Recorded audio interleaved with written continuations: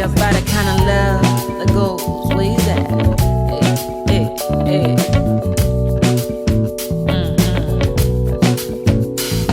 Oh, the look, then the look on love.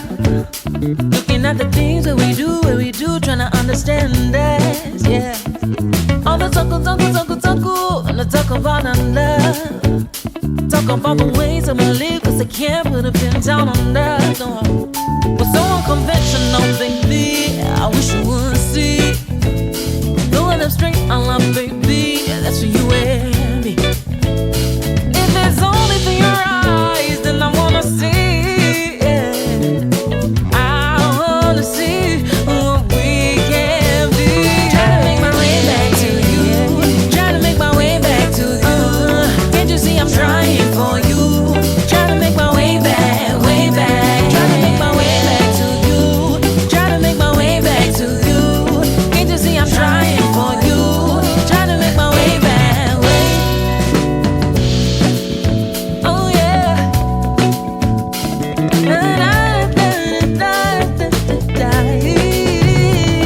Are you tired of all this mystery? When it comes to me and to you, it's a never-ending cycle of games.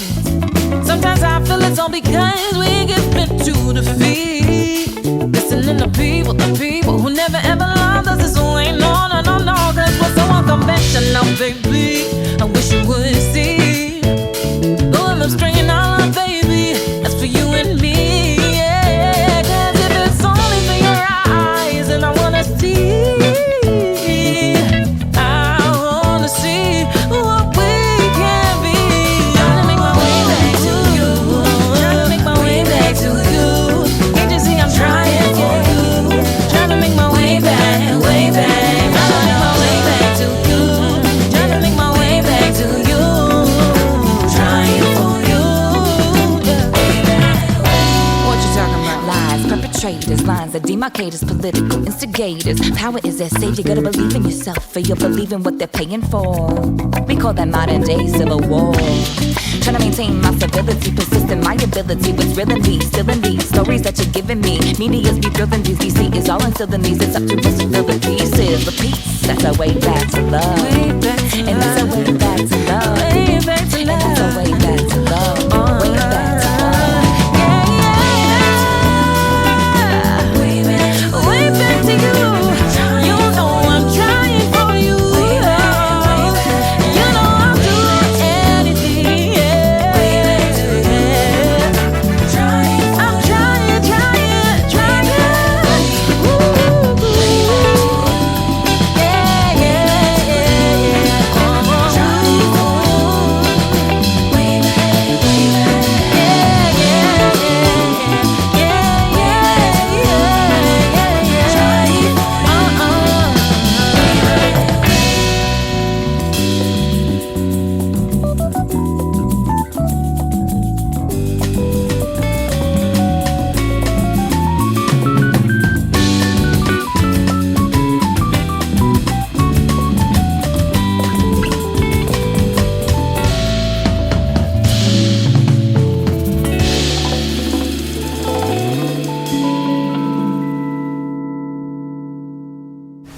Hello family, and welcome to another episode of Vibe Freaks Ebb and Flow. This is a show where we dive into the hearts and souls of the artists behind the mic, featuring some of Vancouver's most talented musicians.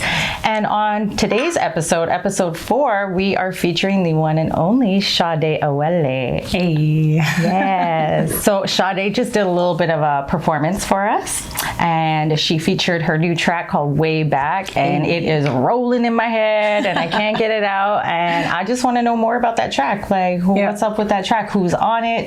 Yeah. It's a dope song. Oh, thank you so much. Yeah, no, that took, I think, about 1.5 years to create. Really? Like, we went through so many iterations of it, starting with just, the standard guitar riff, a little bit of a bass line, and lyrics, obviously. And yeah, we wrote it in the middle of the pandemic, early last year. And I guess it's just about going back to the things that you love, like returning to the things that are passionate for you, or the things that make you alive or make you come alive. And so that's why, when it's just way back to, and it could also be a love interest, like going back to someone that you love. So yeah, that's what it's about. And then of course, it developed so much more after that. We've got a rap feature in it too, Jana Curry. She's incredible, from the States. Awesome. So many parts were, people, human beings were involved in the production. And yeah, that's what it is now. Oh, it's a funky tune. I love it. Thank you. I'm going to be playing it over and over in my car. Getting my Sade Awele on. Yeah, and we did it with my band too, called Serengeti. And so those are the folks behind Amin on the guitar and Katie on the bass, which is so cool. It's like having a lady slapping the bass. I'm like, yes. I know, right? There's more of that. Nothing sexier than a woman slapping the bass. Slapping the bass. I love you, man. Get it? Yeah. All right. So, why did you get into music in the first place? Oh wow, that's a loaded question, actually, because I think it was always a part of my life. Like, growing up, we always listened to music, from gospel to R&B to soul to jazz. My dad loved jazz. Jazz was the norm in the house. And so we used to sing like at home every morning. And at that point, I don't think I even knew I could sing. It was just like a regular thing that we did. And then I remember one day I was playing the piano, and then he eavesdropped and was like, you can sing, right? And so from there, that was like the first light bulb of like, okay, maybe I should explore this a little bit. And then that led into a few competitions here and there, that led into songwriting, that led into stage work, that led into production. It was just a very slow build, and very organic too, I would say. And so now music is just a part of my life. Like, it's just my expression of everything that I see, feel, experience. Well, keep expressing yourself, because we love it. You're like a Van City gem. Thank you. I don't know anybody who doesn't love Sade. Like, come on now. So, where do you draw your inspiration from for your music? Whoa. A lot of places and a lot of people. I would say first and foremost, inspiration definitely, I believe, comes from God, because it's just like a gift. Yes. And then from there, I believe that there's like just people that come into your life. Wow, sorry. That's okay. People that come into your life and just influence you and just become a part of your journey and become a part of your songwriting process. And sometimes you can't even make sense of why you meet them until you hit the studio and you're like, oh my God, like, how did we never meet before this time? And so it's just, it's a mixture of that. It's a mixture of just allowing life to flow and just allowing myself to experience it and seeing what comes from that and what inspires me from that as well. Awesome. Everybody comes into our life for a reason, for sure. I'm a true believer of that. Absolutely. So speaking of, we have a ton of amazing artists in Vancouver, as you all know. So who are some of your favorites? And then who is someone that you would love to collab with that you haven't collabed with yet? Ooh. And let's see if we can make it happen. Hey. Wow. There's a lot of great artists. Wow. Where would I start from? Kimordo is amazing. Oh, yeah. Missy D is dope. Triss is dope. Yes. Turnish is dope. Who else? Makati is dope. Who else? There's Tisa Rahim is dope. Yeah. There's so Yeah, there's so many. Honestly, we could go on. Like right now, we're just doing this show once a month, but it's like I want everybody on. So we're going to be doing this for, I don't know, like next 100 years probably, because there's just so much amazing talent out here. Yeah. Oh my gosh, so many. And I think a collab I would love to do is one with Miss Adi for sure. She's cool. I know she just released a track recently too, and we've been hinting like, okay, girl, we need to hit the studio, make this happen. I would love that. She would be cool. She's so funky, man. I love that girl. Oh, she's dope. Oh yeah. Yes. What is your goal and vision for music as a whole and for your career? Right. I want to change the world. Like I feel like there is so much to still learn, especially on the cultural side of things. Like the world is only now starting to appreciate like the Afro soul and the Afro beats and just like the eclectic sounds that come from Africa as a whole. And I think that's a huge part of something that I feel like I also want to be a part of. Like it's such an avenue to explore, especially in Canada. And we're slowly starting to see elements of that.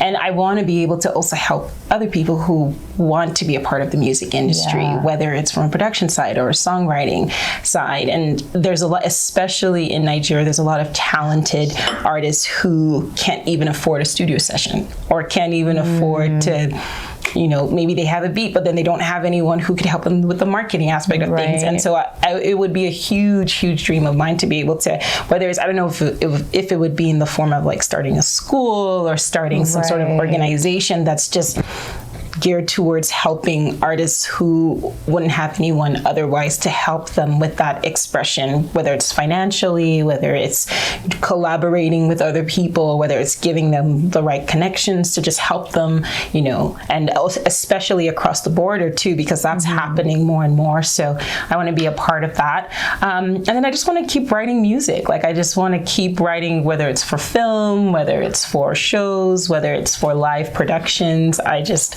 see that being a part of my life forever. Yeah, that's awesome. Well, I guess you just kind of answered my next question, which has to do with Nigeria, because you're from Nigeria, right? Yeah. And we know there's just amazing music coming out of Nigeria right now, out of Africa in general. But you know, we have Nollywood and all that other stuff, and just that the music sector is like insane out there. And I guess my next question was going to be like, have you been there? Do you plan on breaking into that scene? And what would you want to do there to help some of the artists, or just is there someone you want to work with? Oh my gosh, yes. But no, you're so right. Like artists are breaking out like crazy in Africa right now, like from Wizkid to Burna Boy to even on I think she's from South Africa, Shoma. I hope I'm not messing that up. Shoma Josie. Oh my God, I love her. I love Shoma Josie and her music and the energy. So it's so beautiful. And so to answer your question, absolutely yes. I definitely want to be a part of that music scene, and not just in Nigeria, like just in Africa as a whole. Like I want to collaborate with, like, you know, people from South Africa. I want to collaborate with Ghanaians. I want to collaborate with East Africans. Like I just want to collaborate, you know, all across the continent. And definitely, I see myself collaborate, I guess I'm manifesting. It's gonna happen. I see myself collaborating with like, there's this guy's name is Adekunle Gold. He's so talented. I would love to collaborate with him. I'd love to collaborate with Wizkid. I'd love to collaborate with Tames. There's a lot of really good artists out there right now. And yes, I would love to also help other artists who are on the come up as well, whether it's with songwriting, whether it's with collaborating, whether it's with just giving them a shot. Sometimes you just need someone to even listen to your work and be like, you know, what do you think? You know, what are your thoughts on this? And I just want to be as available as I can be. It's awesome. Well, it's gonna happen. We're gonna manifest it. So Wizkid, Shoma Josie, all y'all, if you're watching, hit up Sade. Hit up Sade today. So yes, Nigeria is known for its music scene and fashion beaten and whatnot. But one thing that a lot of people don't really know is about SARS, right? So during the pandemic last year, I witnessed a lot of pretty disturbing videos of people being beaten and killed, and some young men, like little teenagers and young boys and stuff like that. And it was, people were, you know, going crazy over this news for like a week or two, like we always do, and then all of a sudden it disappears. Nobody talks about it. So what do you know about that? Is it still going on? And what do you want people to know about what's going on in Nigeria right now? Right. Yeah. You know, the funny thing is SARS has been, this unit of the police force has been in existence for probably over 20 years. And so a lot of the things that were brought to light last year became a lot more public, but has always been there. Yeah. There have been a few protests even before that, a few years back. There have been a lot of times civilians have tried to come out and say, look, there's a lot of corruption in this unit that needs to be cleaned up. There needs to be accountability. People are dying. People are missing. And so last year, I think, was just with, of course, the incidences and the death of George Floyd and so many other horrible things that were happening in the world as a whole. I think last year just gave this opportunity for people to really wake up in a way that they hadn't before. And it forced us to really look within ourselves and really think about the things that weren't right. And so that's why it just really exploded with the protests, because it just felt like, look, something needs to be done. Like a change needs to happen. Like we can't keep allowing this unit to keep, you know, kidnapping people and killing them for, you know, for ransoms and things like that. It just wasn't right. And so even in Canada, there were peaceful protests here as well. There were peaceful protests in Vancouver, in Toronto, just different parts of the world coming together to fight this injustice. And it's still an ongoing thing. Definitely not as public as it was last year, because it ended in, unfortunately, a massacre that took place in I think it was October 24th or so. And so people had to, you know, keep it low key after that. But definitely the cause is still alive to put an end to this corruption and this injustice. And it starts with the youth. Like it starts with the young people who are alive and thriving and really want to see that change. And the hope is that I know that there are some really cool political parties that are slowly coming up to be a part of this change. But of course, they also still, it's like a, you know, it's like a, for lack of a better word, like a mob system, where it's like you have all these men who've been in politics for so long, and it's hard to get rid of them, right? Like it's hard to change the system, but you have to start small. You start in one region and then develop from there. And I think that's sort of the mindset that people have right now, where it's like, okay, the voting or the elections are going to come, I think, in the next 2 years or so. And so everyone's really focused on, okay, exactly, we need change. This is a time to really push for that change. And so I think that's sort of the angle that a lot of people are now going at in Nigeria in order to fight this, because kidnapping is still happening, corruption's still rampant, you know, and people are still suffering, especially with the pandemic. There's a lot of unemployment, and, you know, but at the same time, Nigerians are like, it's weird, like weirdly optimistic and just weirdly innovative, that you'll see them still find ways to make money and do things regardless of all the craziness that's happening. So I definitely believe that, you know, as we continue to push, that hopefully there would be change, but it's a long ride. It's going to take a long ride. Yeah, unfortunately, things don't change overnight, and you know, it's going on in a lot of places in the world. But it's sad. And just go and keep praying, I guess. Yeah, man. What brought you to Canada from Nigeria? My family. We all moved. How old were you? I was a teenager. Oh, okay. Yeah, I was a teenager when we moved. So you still look like a teenager girl. Black don't crack. No, we don't. I know, I get that all the time. People are like, what? You look like you're 23. I'm like, okay, thanks. Yeah, you're going to be looking like that for another 23 years at least. I know, right? Yeah, man. But yes, my family, like we just migrated. Is it migrated or immigrated? Immigrated. Yeah, we immigrated here. They're all out in Ontario. I'm the only one who came out west because I don't like the cold. So it's pretty much why I'm here too. Yeah. Freaking cold everywhere else in Canada. It's so cold. It's like, so what? Cold. No, thank you. It hurts. It hurts. It's like your fingers and everything's like, why do I have to go through this? Like, why? Yeah, I don't have to. Yeah, but if I can, no. Yeah, the issue is like, BC stands for bring cash, so it's really fucking expensive here, y'all. That's the first time I've heard that. Bring cash. Oh gosh, I'm gonna start using it. It's so true though. It's true. Everything's expensive. But I mean, listen, I can't put price on my comfort and happiness. True. I'm a nature girl, so yeah, that's true. I know. Ever since I moved here, my brothers are like, "Oh my gosh, your skin looks so smooth and it's always glowing." I'm like, "Thank you." Yeah, it's because I don't have frostbite. Yeah, right? Right? Oh my God. So, we gonna get a little personal. Oh. Uh-oh. I know you're getting married soon, girl. Yes.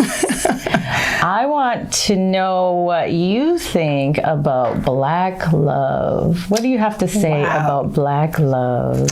That's a loaded question. It is a loaded question. Damn. Yeah. It's like, where do I start from? You can start anywhere you want. Black love is beautiful. Like when it is true, it is beautiful. It can be very powerful. There's something about being with someone who understands your struggles and understands your dreams and aspirations as well. It's like it becomes, your fight becomes their fight becomes your fight, and you're both, and also your success, because it's not just about the fights, it's also about celebrating the success, the wins, no matter how small they are. It's Black love is about legacy. It's about doing something that's bigger than you and taking that on to the next generation. And oh, it's beautiful. It's beautiful. I love it. So what was the moment you knew that was yours? That was your man. You love him. Wow. And when did you notice that he loved you? Sometimes we know before they say it. That's true. That's true. I don't know if I probably did. There's an aha moment. It's like, that boy loves me. I know he do. I know he do. I think the moment that I realized that, I definitely love this guy was when I just noticed that he was consistent. It was like, the man I saw today is the same person I saw tomorrow, and then 2 weeks from now, like there was just a consistency. Right. And like I've especially, let's not even get into the relationships in the past because oh my God.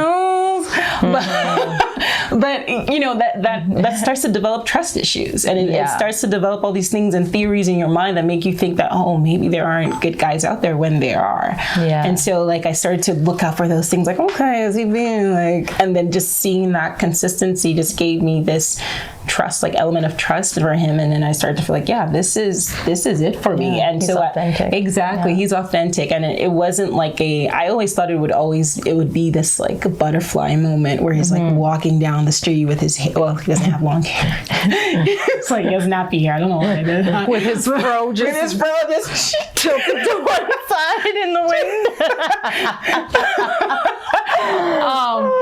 I always thought it was always going to be this like, woo, like butterflies and everything, but it was really just organic. Like it just felt natural. It just felt like someone that I knew for a long time, even though I didn't. And so for me, that felt like family, felt like home, felt like comfort. Yes, that's the word, home. Exactly. It felt like home. And from there, I was like, this is it for me. And when I was like, this boy likes me, I was like, he would show up to every show. Like every single show. I'm like, man, even when I'm like, you don't really have to. He's like, no, I want to come. I want to be there. I want to support. And I was just like, wow, I felt really blessed from that. I was just like, you're a good one. You're a good man, whoever you are. You're a lucky man and you're a lucky woman. And I'm happy for y'all, and I wish you the very best. Thank you. Because, one thing I notice in Vancouver. So for those who don't know, a lot of y'all won't, we have a secret Facebook page called Meanwhile Black in Vancouver. Yeah. And one of the things I notice that really hurts my heart every time is when somebody posts something about relationships and it's like black woman versus black man, and they're just at each other. And I've never seen that. You know, I'm from Edmonton. I never witnessed that. I never saw black men and black women going at one another so much.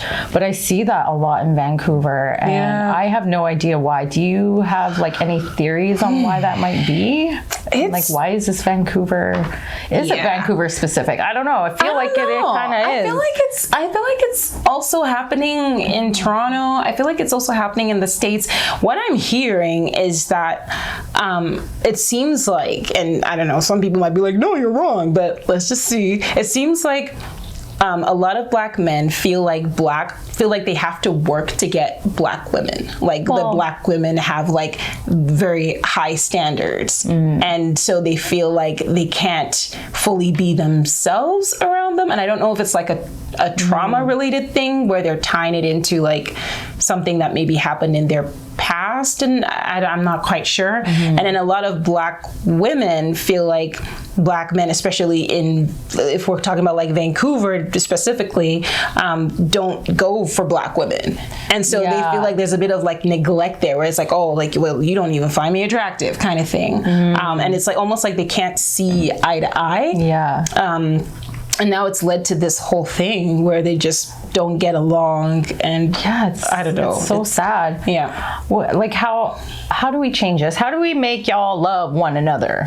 Okay. It's like, I don't know. It's like, just have an open mind. I don't know. I don't know what it is. And I'm like, okay, is it that the black dudes don't have sisters, or like, I don't know what, maybe, or it's like, if you're around women, and if you're around different types of women, you should be able to communicate with them and just understand that if you respect your mom, if you love your mom, if you have a mom, then you should be able to show that same kind of love and that same kind of affection, that same kind of respect. And it seems like the feeling of having to like work to get the woman just feels like, oh, this is just too much effort. But then I don't know, like with black women, there's a lot of layers. Like there's a lot of things that we go through that it just feels like a lot of trauma. So it's not that easy to just and black men too. So it's not that easy to open up a lot of times for black women, because they need to peel off the layers and you know, slowly get to know them, and there isn't like a lot of grace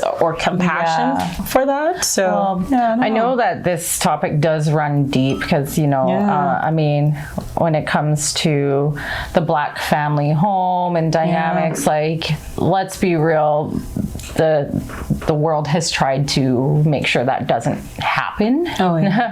And unfortunately, in a lot of cases, they've done a really good job. But I did hear this saying recently, and hopefully it'll help somebody, but have boundaries, but be careful not to build walls. All right. Tell me about a time that you overcame adversity.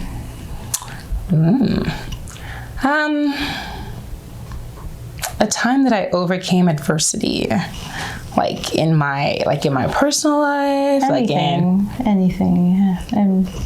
Well, I think this year in itself has just been adversity, like just as a whole. The year started with me losing my dad in January. Thank you. And it was a shock. Like, it was completely unexpected. He was someone that was always in really good health and just very vibrant, lovable kind of guy. And then he got COVID and shortly after passed. And it was just like, I think the shock is still there. Like, he was really gone. But then, you know, you learn to kind of live with the grief, and you learn to just keep living every day and just keep moving forward. And I think one of the ways that helped was just the memories of him. Knowing that I had a relationship with him in itself is a blessing. And then also music. Yeah. Music has been my avenue in so many ways. It's been a huge distraction. Family as well. And it's a process. It's a process. So I don't even know if I can say that it's something that I've like fully overcome. But it's definitely something that compared to how the year started, where it was just like a complete blur, and how it is now, there's definitely been some healing there. So yeah, man, life is... It's unexpected. It's unexpected. And sometimes, you know, losing someone you love, like you know that happens, but you don't anticipate it. No one's thinking to themselves, okay, maybe today will be the day. Like no one's thinking about that. You're expecting that they'll live long and be old and gray, you know. Yeah. But I guess we have to celebrate people and give them their flowers while they're alive and honor them. Yeah, it's not in our hands, so exactly. Tell your loved ones you love them. Exactly. Hug them. Yes, hug them, love them. Yeah. What is your most memorable childhood experience? Oh. It could be good, it could be bad. My most memorable childhood experience, I would say, was the first time I went to London, England as a kid. And then I was still living we were still living in Nigeria as a family, and then going to London, I was like, whoa, all these houses and all these Victorian looking buildings and everything. It just felt like this, like, it's like dreamland, exactly, like a whole new world. And that was cool. And I was the kind of kid that loved to dream and loved to like imagine things, and so I was just like, my creative genius was spinning. Oh, I love it. I still do that. I know, right? I'm a constant daydreamer, totally. Oh, yeah. I can relate. What would you tell to your 5-year-old self? Wow. What would I tell to my 5-year-old self? Don't be afraid. That'll probably be what I'll just look at that 5-year-old in the eye and just say, there's nothing to be afraid of. You're gonna be just fine. Just keep living, don't worry. Yes. Don't fret, don't get anxious. You'll be okay. Yeah. Don't be afraid. Yeah. Fear can make the healthiest person ill. So try to let go of that fear. So whoever has it. Exactly. Are there any final words you want to say? Any upcoming shows, any upcoming releases, any advice, any words of wisdom that you want to give to the people? I don't know. This has been so good. Like a little healing session. Let's see. I guess I could talk about an upcoming show. Because I've got a show tomorrow. August 28th with AfroMad Festival. So I'm really excited about that. That should be a lot of fun. Good vibes. A great lineup of people. Like I think it's going to be a really good time. Cardinal Official in the house. It's going to be dope. It's going to be really dope. And it's a good mix of artists and a lot of cool genres. So that's one to go to for sure. Where is that happening? That's going to be at Surrey Civic Plaza. Perfect. Yeah. Get your tickets. Before it sells out, because I think that it's also limited seating, so because they have to follow the protocols and all those things. Awesome. Yeah. Well, y'all, it's been a pleasure having Sade with us. If you love her and love her music, and even if you don't, just go listen anyways, because it's freaking awesome. Just have it on repeat. Yeah. So we're going to have all her links in the description, so you check that out. And if you like our awesome tops, it was supplied by Oge Ejibe. She is a Nigerian fashion designer based in Vancouver, so check her out. We'll also have the links in the description. And as always, thank you to Idio Recording Studio for supplying the space. And if you like what you see here, I will have the link in the description for Idio Recording Studio. They do build all the recording booths. They do mixing and mastering. So whatever you need, they got you. And until then, peace and love, Vancouver. We love you. Have a beautiful, beautiful life. Peace.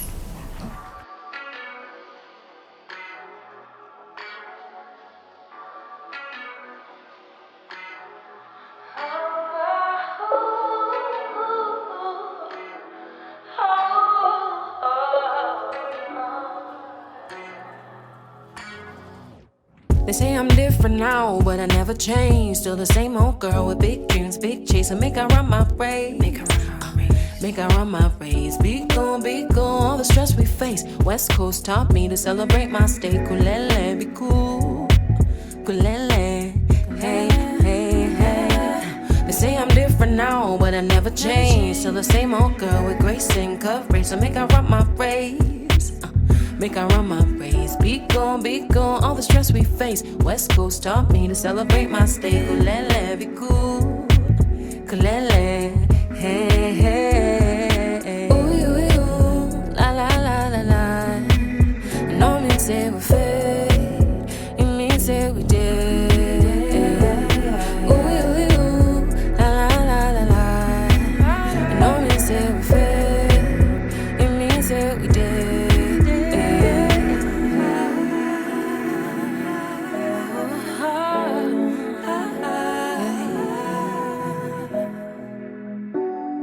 I wonder what you see when you look at me. Do you see beyond the smiles and the happy?